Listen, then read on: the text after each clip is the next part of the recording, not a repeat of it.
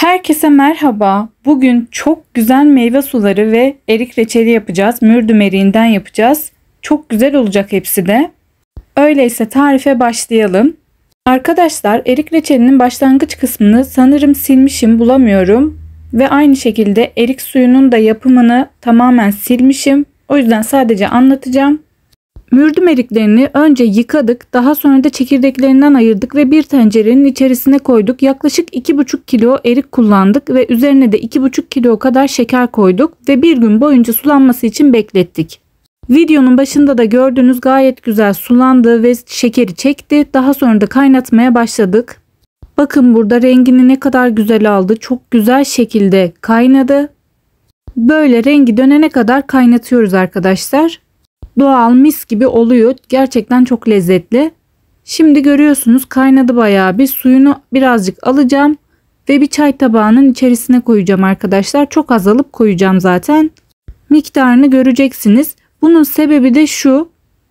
Bu tabağı buzdolabının buzluk kısmına koyacağım ve 1-2 dakika kadar beklettikten sonra kıvamına bakacağım. Olup olmadığına karar verip ocağın altını kapatacağım. Bunu annemden öğrendim. Gördüğünüz gibi parmağımla ortasından geçiriyorum ve yoğunluğu olmuş şekilde altını kapatıyoruz ve daha sonra da kavanozların içerisine koyacağız. Şunun güzelliğine bakar mısınız? Rengi falan o kadar güzel ki. Marketten aldık. Gayet uygundu fiyatı. Bilmiyorum sizin memleketlerinizde ne kadardır ama 15 lira gibi bir fiyata almıştık biz. Kaynadı. Kıvamı çok güzel oldu. Altı çok kısık şekilde açık ve artık kavanozlara koymaya başlıyoruz. Kapağının tutması için sıcak olması gerekli. Arkadaşlar eğer uzun süre saklayacaksanız kapakların tutması önemli. Ama yok kısa sürede ben tüketeceğim diyorsanız kapağın tutmasına çok da gerek yok bu arada. Erik reçelimiz hazır. Şimdi sıra şeftalide. Onun öncesinde ben erik suyunu da nasıl yaptığımızı anlatacağım arkadaşlar. Aynen şeftalide yaptığımız gibi önce erikleri güzelce yıkıyoruz ve daha sonra da çekirdeklerinden çıkarıyoruz. Doğrayıp bir tencerenin içerisine koyuyoruz. Burada şunu söyleyeceğim. Annem şeftaliyi yıkadığı suyu dökmüyor ve çiçekleri suluyor. Erikleri kaynatıyoruz. Daha sonra üzerine damak tadımıza göre şeker ekliyoruz. Çok az da limon tuzu ekledikten sonra pürüzsüz olana kadar blenderdan geçiriyoruz ve hala sıcak, altı yanmaya devam ediyor çünkü kavanozlara koyuyoruz ve kapakları tutuyor. Bu kadar. Bakın aynı işlemi şimdi şeftali üzerinden ayrıntılı şekilde anlatacağım anlamayanlar için. Gördüğünüz gibi şeftalileri böyle dilimliyoruz. Uygun bir tencerenin içerisine koyuyoruz. Güzelce yıkadık, çekirdeklerinden ayırıyoruz ve tek tek bu işlemi yapıyoruz. Biz bu tarifte 2 kilo şeftali kullandık. Gördüğünüz gibi üzerine de yaklaşık 2 litre kadar su kullandık. Daha doğrusu üzerine geçene kadar kullandık desek daha doğru olur. Ve kaynatmaya başladık. Burada şunu söylemek istiyorum. Daha yumuşak şeftaliler bulursanız onlarla daha güzel yaparsınız. Ben video çekmem gerektiği için ancak bunları bulabildim ve bunlarla yaptım. Yine aynı şekilde Erzincan karasının gelmesi gerekirdi. Üzümde de o da yoktu. Bunları buldum ve bunlarla yaptım. Üzüm suyunu da ilerleyen vakitlerde daha siyah üzümlerle yaparsanız daha güzel olur. Şeftaliyi kaynamaya bıraktık. Şimdi üzümleri güzelce yıkıyoruz. Bu arada üzümleri 3-4 kere sudan geçirdik. Daha sonra da geçirdik bu işlemden sonra. Üzümleri güzelce yıkıyoruz ve daha sonra da çöp kısmından ayırıyoruz. Tane tane olacak şekilde tencereye koyuyoruz. Burada çöplerinden ayırdıktan sonra da sudan geçiriyoruz arkadaşlar. Çünkü üzüm biraz kirliydi. Temiz olması için sık sık yıkadık yani. Görüyorsunuz tek tek çöplerinden ayırıyoruz ve tencereye koyuyoruz.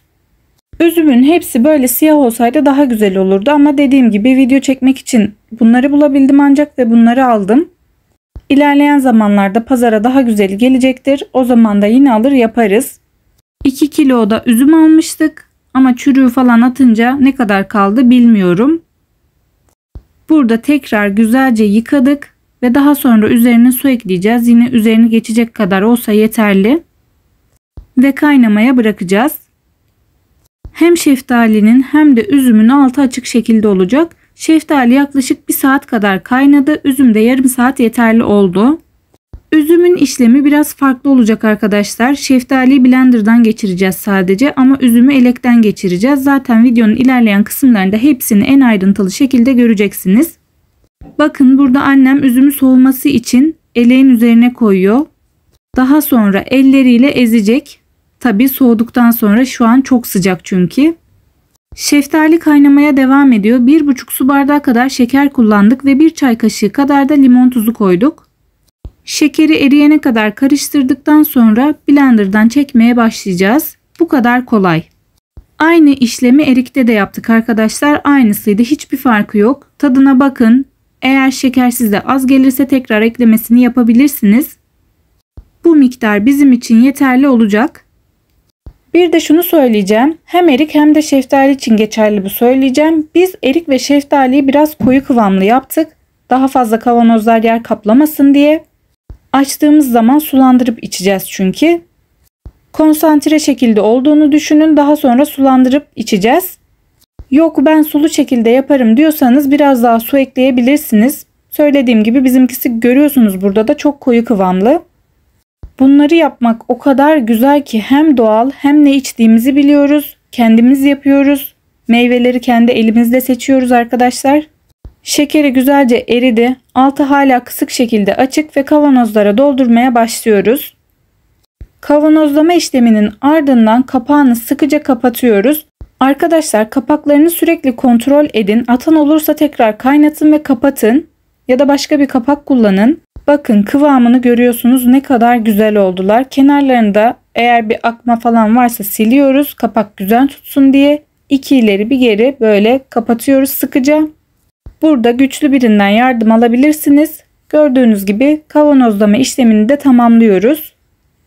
Hepsinin tadı, rengi, görüntüsü muhteşem. Bakın arkadaşlar o kadar güzel oluyor ki. Şimdi size üzüm suyunun rengini de göstereceğim. Kıpkırmızı. Lezzet olarak da dışarıdan alacaklarınızı 10'a katlar. Gerçekten o kadar güzel. Şimdi annem bu üzümleri de ezecek.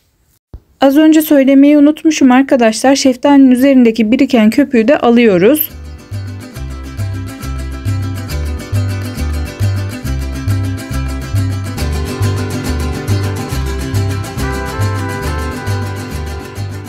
Ezdikten sonra posasında hala tadı varmış. Annem öyle söyledi. 1 litre suyun içerisine posayı koyuyor ve tekrar karıştırdıktan sonra suyun içerisine katıyor. Renginde herhangi bir açılma, herhangi bir farklılık olmuyor. O kadar güzel görünüyor ki yani sevenleri bence bunu mutlaka denesin. Sizin için en ayrıntılı şekilde çektim. Beğeneceğinize eminim. Bakın burada suyuyla iyice karıştırdıktan sonra suyunu üzüm suyunun içerisine tekrar dökecek. Aroması, tadı şahane bir üzüm suyu elde ediyoruz yani arkadaşlar kısacası.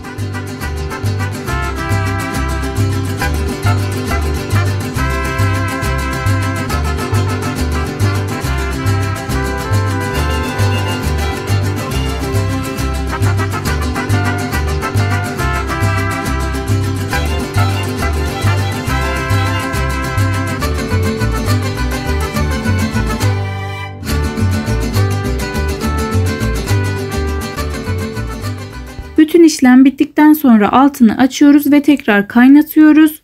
1 su bardağı şeker kullandık. Yine 1 çay kaşığı kadar da limon tuzu kullandık. Onları güzelce erittikten sonra yine aynı şekilde kavanozlama işlemine başlayacağız. Buradan size renginin güzelliğini övebilirim ama emin olun tadı da bir o kadar güzel. Mutlaka denemenizi isterim. Dışarıdan alacağımız bir şişe fiyatına gerçekten bir sürü yapıyoruz. Hem doğal, ne yaptığımızı biliyoruz. Hem çocuklarımız hem de kendimiz için bence yapılabilecek en kolay tariflerden bir tanesi. Mutlaka ama mutlaka deneyin. Çok övmek isterim ama yapılanı zaten görüyorsunuz. Benim daha fazla anlatmama gerek yok. Videolarım için çok emek harcıyorum arkadaşlar. Lütfen beğenmeyi, arkadaşlarınızla paylaşmayı unutmayın. Sizler ne kadar çok kişiyle paylaşırsanız videolarım o kadar çok izlenir, beğenilir ve yorum alır. Yorumlarınız gerçekten benim için çok değerli. Desteklerinizi bekliyorum. Kış gelmeden kış için hazırlıklarımızı tamamlamaya çalışıyoruz. Sizler de zaten buna şahitsiniz. Deneyenlere afiyet olsun. Herkese iyi günler.